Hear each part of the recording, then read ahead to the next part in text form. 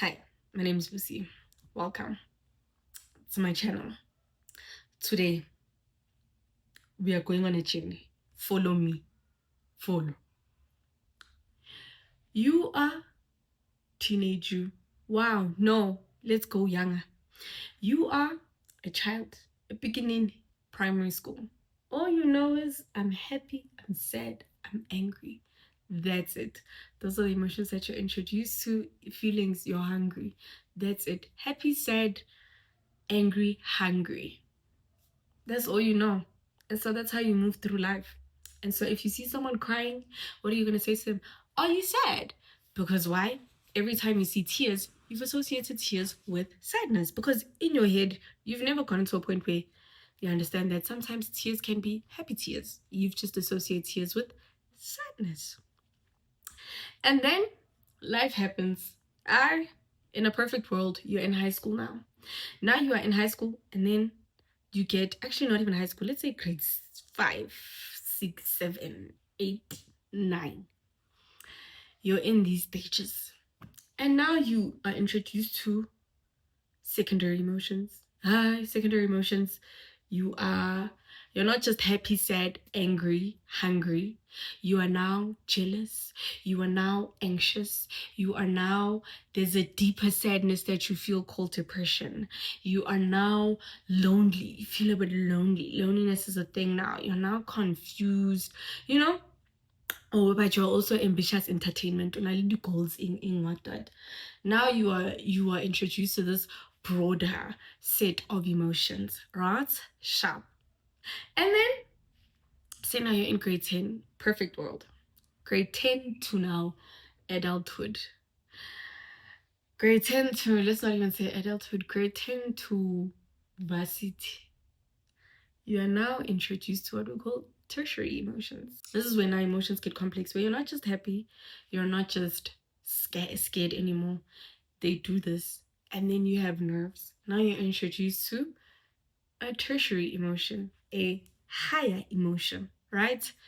You will only survive this higher emotion if you've dealt and found ways to cope with these primary and secondary emotions, right? You will only know how to deal with these big people emotions when you've dealt with the small people emotions correctly, right? Let's go on a journey. If you now have you get to an age where now I'm gonna Dora the Explorer here and there in high school.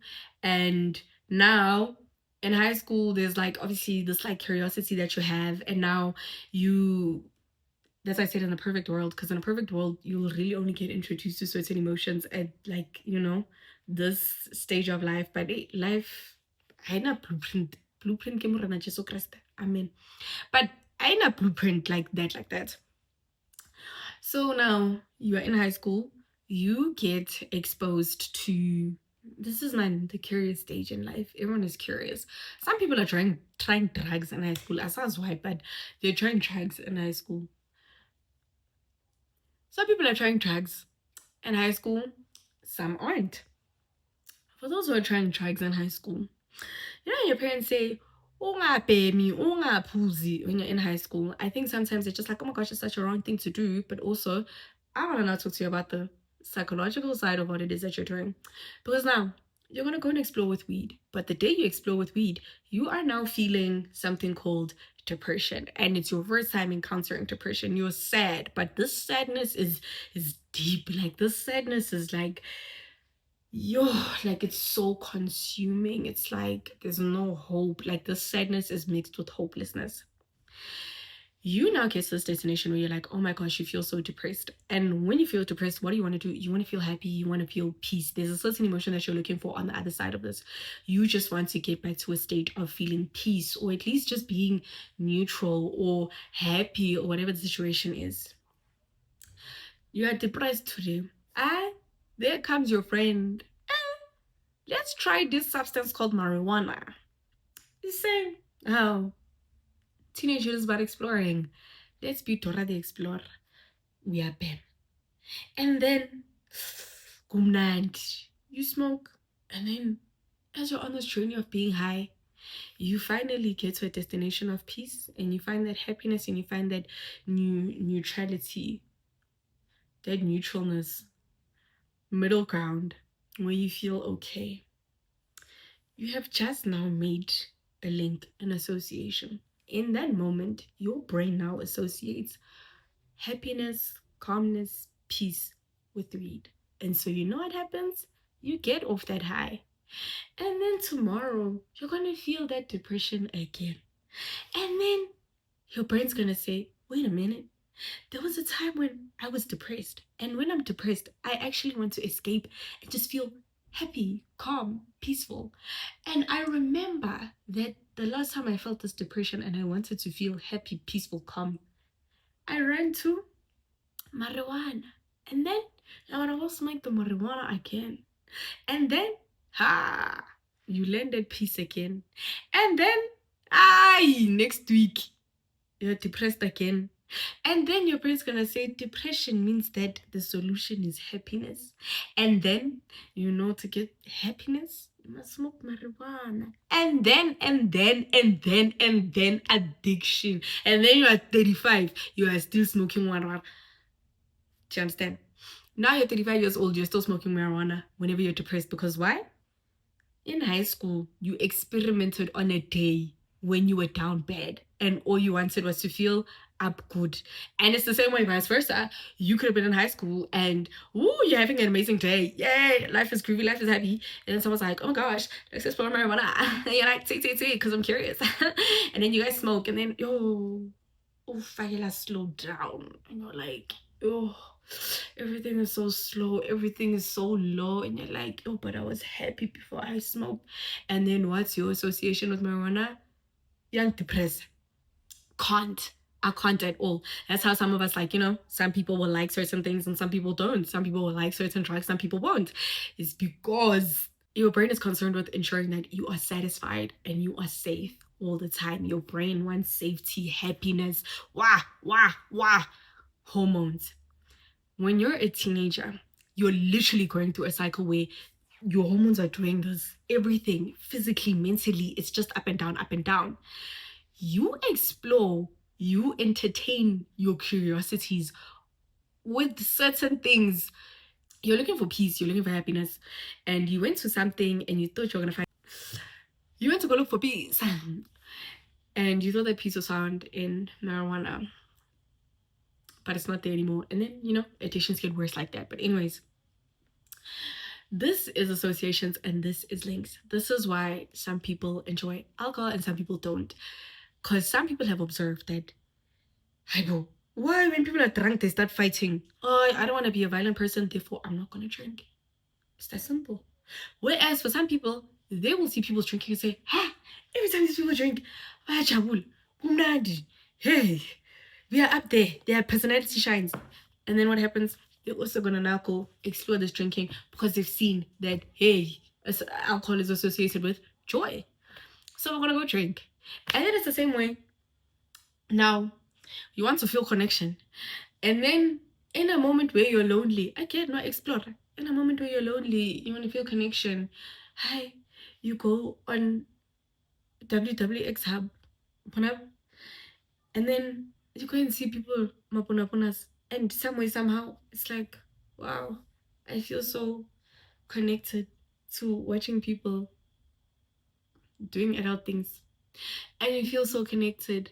And so what happens is that whenever you're lonely again and you want that connection, do you know what you're gonna run to? You're gonna run to porn. Because what you're actually looking for is connection. Instead of going and talking to people, you're going to go and watch people do adult things. You're going to go watch adult movies because the last time you looked for connection, last time you were lonely. Lonely is your trigger, it's your input. The output is that you went to go watch porn because the thing that you actually seek is connection. That's why you can't just tell someone who has an addiction, just stop. No, you can't just say just stop, because that person is looking to satisfy a specific emotion, craving, state of mental well-being. If someone wants mental clarity, and their way to get mental clarity is through taking shrooms. You can't just say, hey, stop taking shrooms. Even then, they're going to be like, I don't want to take shrooms anymore because I understand that it's so dangerous for my health. Oh my gosh. they're not just going to stop. You have to find a new thing now, because the thing that you actually want, you don't want to take shrooms for sure. The thing you want is mental clarity. And unfortunately, the association that you have made with mental clarity is shrooms. So what you need to start doing is that instead of saying, I want to stop doing this thing, investigate, why do I do this thing in the first place? Why do I take shrooms in the first place? I take shrooms whenever I want to think clearly. So now you know that the goal is to think clearly. The goal is not to take shrooms. That's very helpful, because then if the goal is to start thinking clearly, you now start moving in your life. You move about in a way where you get to a place where you start thinking clearly. So this means now you go on the internet and see, how do people get mental clarity? Oh, not topa, my friend. This life is about research. I think I've said in so many videos that just go observe, look, topa. And then what do? Implement. You now go and look, okay, journaling is a thing. You don't knock it until you try it. And I think maybe try things like, we'll say try it 5 times. If you now know that the destination is that you want mental clarity, anytime you want to like try shrooms, anytime you want to eat shrooms, it's because you actually want mental clarity. You now go and journal 5 times and see, does journaling work for me? If journaling doesn't work for you, you don't go now run back to the shrooms.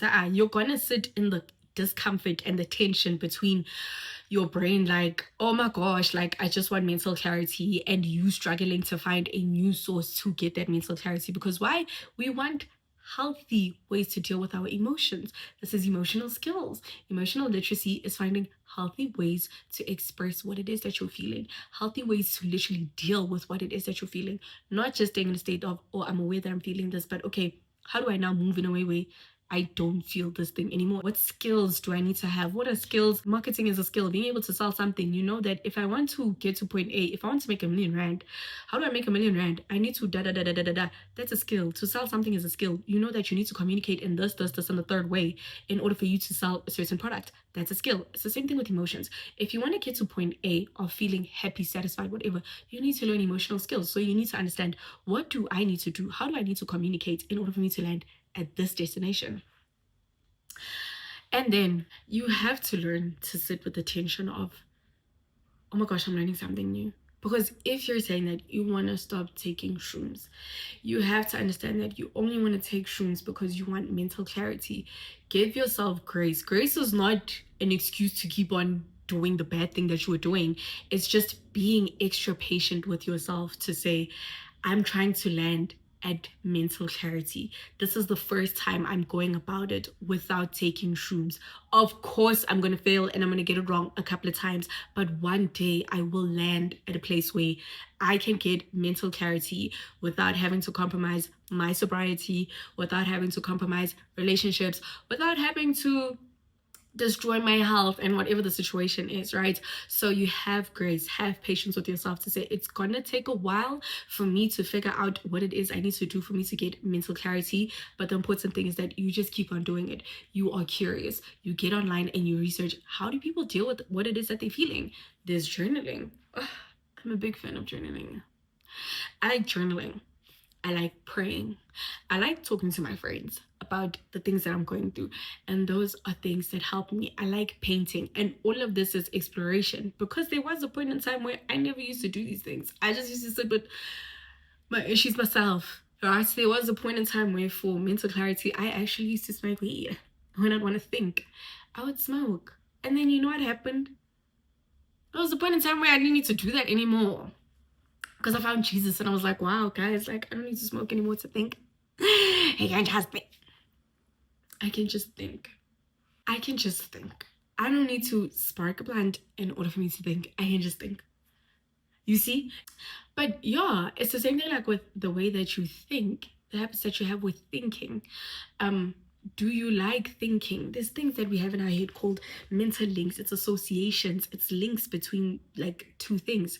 So if you're an overthinker and you don't like overthinking, and your solution for overthinking is that you are gonna watch TV, you need to understand that the moment you have an intense desire to watch TV, it means your brain is spiraling in a way that you don't want it to spiral into. And then what do? You deal with that. You're like, okay, if I'm overthinking, and maybe your overthinking is more towards the negative direction of life, then either you literally switch it up and just start saying, no, I need to start overthinking the positive things in life. And you do that. And then you'll find that you actually like being in your head. It's just you now need to learn how to steer your thoughts into the right direction. Instead of you spending time ruminating on thoughts about negativity, you literally now take the steering wheel and say, skirt, positive side. We're going to the positive side. We're gonna overthink positive things in our life. This is when I start thinking about winning the lotto. You start thinking about buying whatever it is that makes you happy. You start literally steering your mind into that direction. That's how you now pull yourself up to say, okay, I actually like thinking. Your view on relationships. If you think that if you're like, love is scary, so you don't want to fall in a relationship, you question, okay, but why do I think that love is scary? I think that love is scary because the first time I was introduced to love, it ended in tears.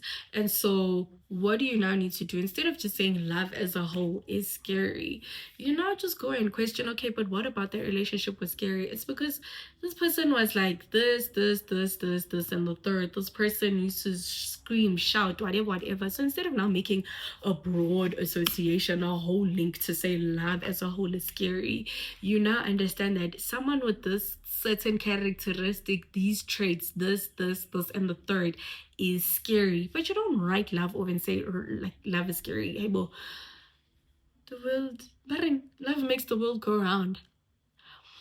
All you need to do is make sure that you don't run into the person who made love scary for you, right? So this is when I literally, like, if you guys were wired for love, whether you want to accept it or not, we're wired for love. You can't live this life alone. You can't live this life without loving anything. We're so wired for love that if you don't love anyone, you love music, because love makes the world go round.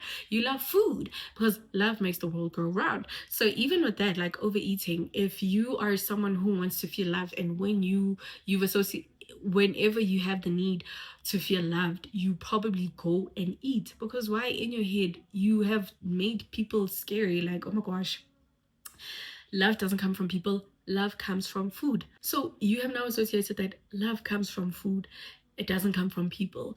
So now what you do is that, yes, love can come from food. Oh my gosh, I love food. But now what you do is also that, okay, whenever you binge eat, right? Some people with the binge eating thing is that they just want love. And for them, because they've associated love with food, it's like, oh my gosh, I will overindulge in this love. And you're overindulging in love, in food. Just shows that you really do want love. So stop saying that love is scary. You just go pray, literally pray.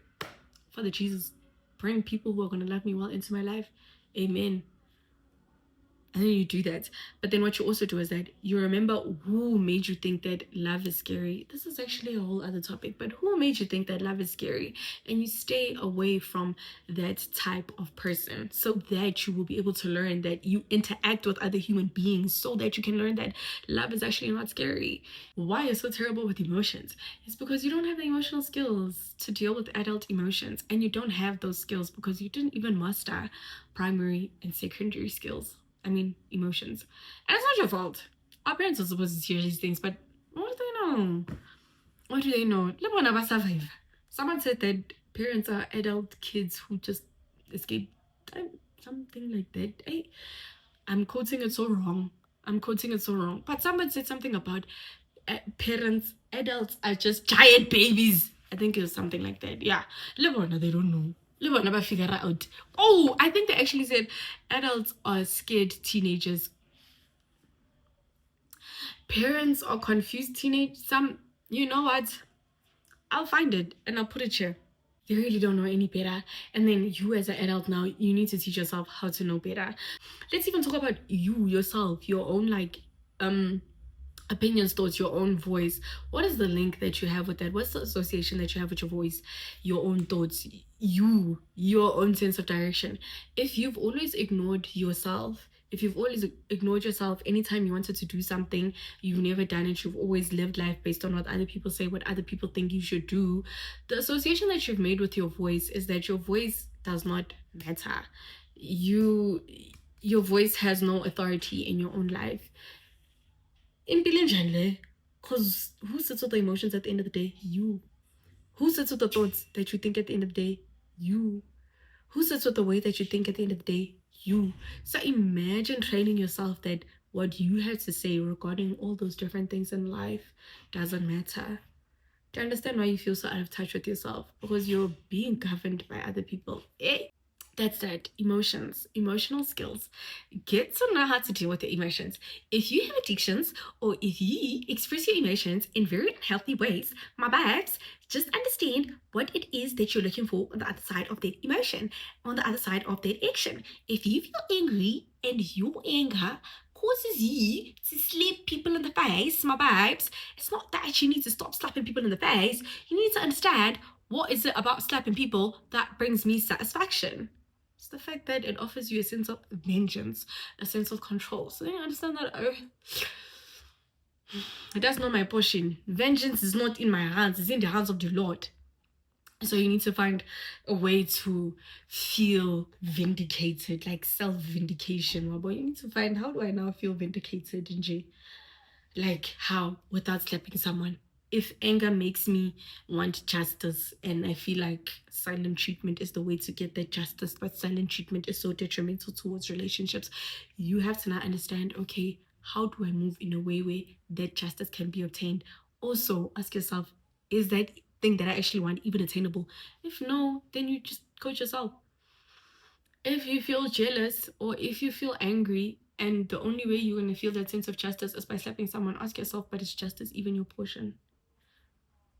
If it's not, then yeah, just be like, they made me angry and that's that. Now you just deal with, what do I do in order for me to get out of a place where I want justice to happen, knowing that justice cannot happen in the situation. You go hike so that you can feel joy and just get rid of this emotion. Now you take from one emotion to the next, that instead of when I feel angry, I know anger leads me to wanting to feel leads me to desire justice for myself or feeling vindicated, but I know that can't happen. So then I just need to find a way to make sure that I go from angry to happy or angry to peaceful. What do I do that brings me peace? Go for a walk, humble swim, humble pugut, Tamo panchamut. I mean, go punch a punching bag, not a person. I don't advocate for violence. That's not me. But yeah, that's it. That's it for me. Until the next time you see my face on your screen. Bye. Guling ulit pa eh.